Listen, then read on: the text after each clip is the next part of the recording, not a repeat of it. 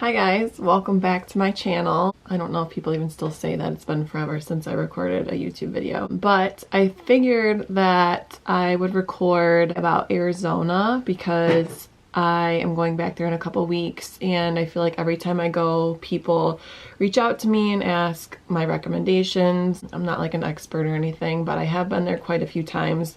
Once I put this video out, I'll have been there 8 times since 2017. And I just figured it'd be nice to have it all in one spot, and so then if somebody asks, I can send them this. But so basically, when we go, we've been to Scottsdale and Sedona primarily. Also the Grand Canyon, which is further north, but when we go, we've stayed just in Scottsdale, we've stayed just in Sedona, and we've also split time when I go either with my family or my husband or friends. It obviously depends how long you go for, but splitting time between the two is really nice because then you get to experience both and you don't feel rushed. But if you're staying only in like the Phoenix, Scottsdale area, at least go to Sedona for a day trip.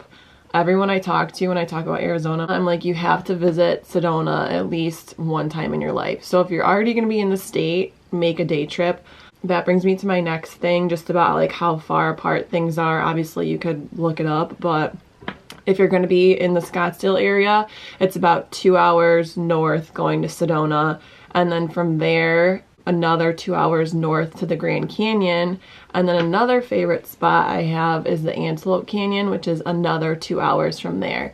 So you kind of have to plan accordingly. I guess I'll talk about the Phoenix, Scottsdale-ish area first, since that's where most people fly into. I think there's a few other options towards Flagstaff, but if you're going to be in the Phoenix, Scottsdale area, I always suggest going to the Papago Park area, which is where Hole in the Rock is right by there. And we have gone there multiple times for sunset. You want to get there probably at least half hour before sunset on any given day of the week that it's nice out and clear, because it really fills up quick. If you're someone who doesn't like hiking, like my dad, he has bad knees.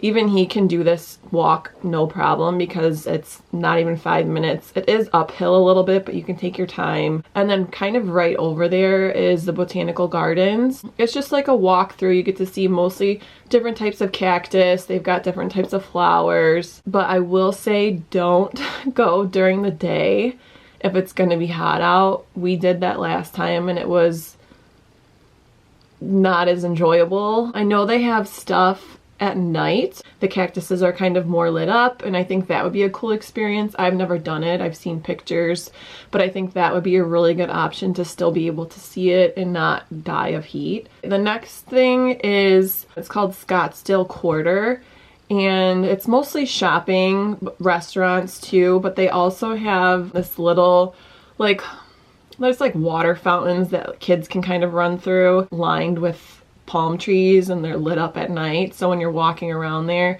I would definitely suggest going at night because that's really pretty. There's a restaurant right there called True Food Kitchen that you kind of like overlook that little area. That was really good. And then there's a place called Creamistry, which is ice cream, and that is the creamiest ice cream you will ever have in your life. We go there every single time. Camelback Mountain has a really good hike. There's 2 different trailheads that you can go in at. One is more difficult and the other one is a little bit easier. The Echo Canyon trailhead is the steeper, more challenging one.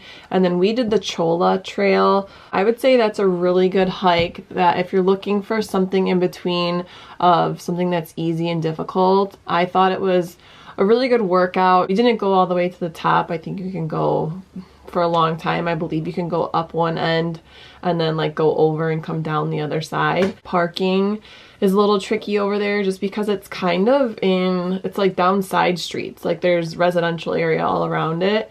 So we got dropped off, maybe get like a Lyft or an Uber, or they have those what are they, the Waymos, where there's no driver. We wanted to do that, but we didn't end up getting to this time.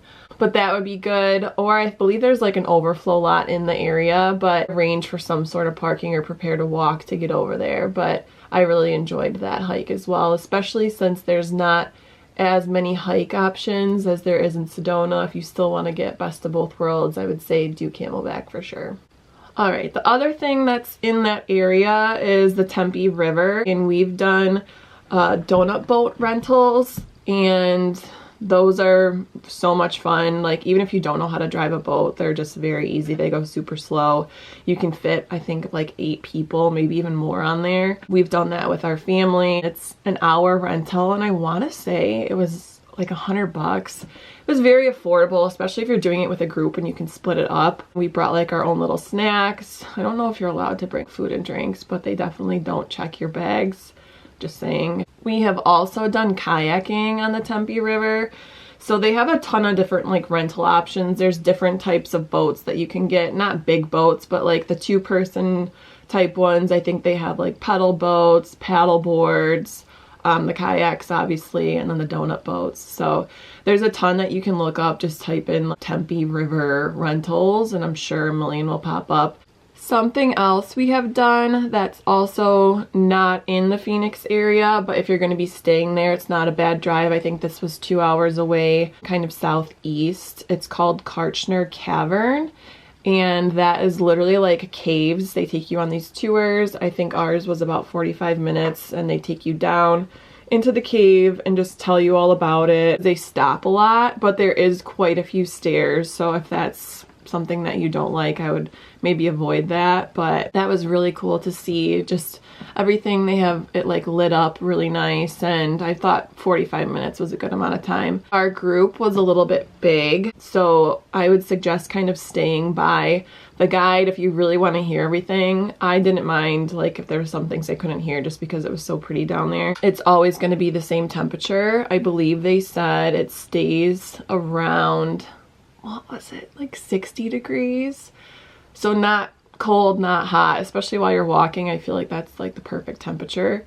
Okay, now on to Sedona. Sedona is like my favorite place ever. I will say it's very drastically different from the Scottsdale area. Scottsdale is very much so like shopping and restaurants and nightlife, and then Sedona, I feel like it's still touristy and has restaurants and shopping, but it's more of like a slowed down vibe, not so much city life, if that makes sense.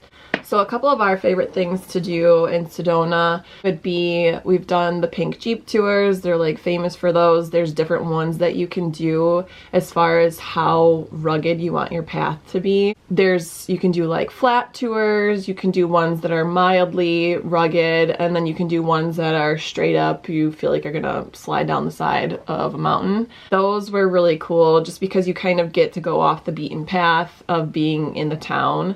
And they obviously tell you a bunch of facts about everything around there. We've also done rentals where you can just get your own little, like an ATV type 4x4, I'm saying this wrong, but you can rent your own and drive around, and the places will even give you like maps of like where you can go, but you can just take them wherever you want. You're like allowed a time slot. As far as hiking goes, I know there's a million different hikes you can do in Sedona, and you can look up how difficult they are depending on what you're looking for. I would say Bell Rock is my number one just because it's a little bit challenging, but most people can do it. And it's not something that you have to finish it. If you want to walk, you can go like as far as you want and then just turn back. But if you want to go up higher, obviously like the higher you go, the more difficult it gets. So that's why I kind of like it, because you can go as high as you want. The views are still amazing, but that's a hike that I say most people can do. And then if you want a more challenging one, Cathedral Rock, that one is pretty difficult. If you're active and you like that sort of stuff, I would highly recommend it, especially once you get to the top. The views are just so rewarding. So that's something that we've loved to do. But again, it takes a while and it's a little more difficult. Another thing that's in the area of Sedona is Slide Rock. This is in Oak Creek Canyon. And it's just a park, but you can go to this area that Slide Rock is at and swim. The water is pretty cold, but if it's hot out, obviously it feels good. And literally you can go down these rocks, like they're so smooth that it's like a slide. That's where it gets its name. But then there's also different parts that are deeper where you can kind of jump off. Now going further north, so this is even up past Flagstaff area, which something I always tell people, I love Arizona because if you're sick of the desert, just drive north. Phoenix is more cactuses and everything, and then the further you get towards Flagstaff, like I'm from Michigan, and it's more like weather here. In the winter it's cold. It does even get snow at the Grand Canyon. They have more trees like around here, not just cactuses. But so Grand Canyon is about an hour north of Flagstaff, and there's a couple different entrances you can go in, but it's just so beautiful. It kind of takes your breath away when you walk up to it. I feel like you always hear how huge the Grand Canyon is, obviously, but then once you're there, it kind of just like consumes you when you're standing next to it because you can't believe how deep and how far it goes. And then 2 hours from there is Antelope, which Antelope Canyon, when you're going there, literally, I thought we were lost because you just feel like you're in the middle of nowhere. It's a lot of Indian reservation, so there's like nothing around while you're driving. It's just kind of flat for the most part. You're just driving straight. I feel like you're in the Twilight Zone a little bit. So definitely make sure you have enough water, enough gas, maybe some snacks in case you break down. We literally saw wild dogs the one time on the side of the road. And then once we got to Antelope Canyon, all the tours are by natives who live there, and they were like, do not, like, the dogs might look cute, but they are vicious. So they look cute, but don't stop for them.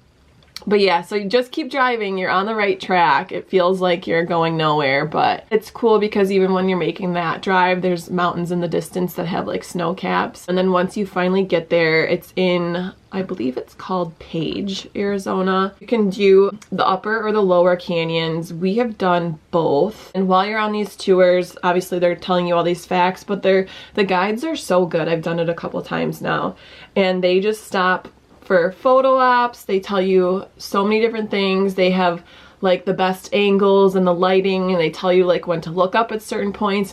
You aren't allowed to record down there, just take pictures. Obviously be respectful of that. I forget how much it was. I'll put the price on the screen. I'll look it up. But it's not cheap, but definitely worth it. The pictures that you get are just unreal. And then right by there, if you're gonna make the trip to Antelope Canyon, you have to hit Horseshoe Bend.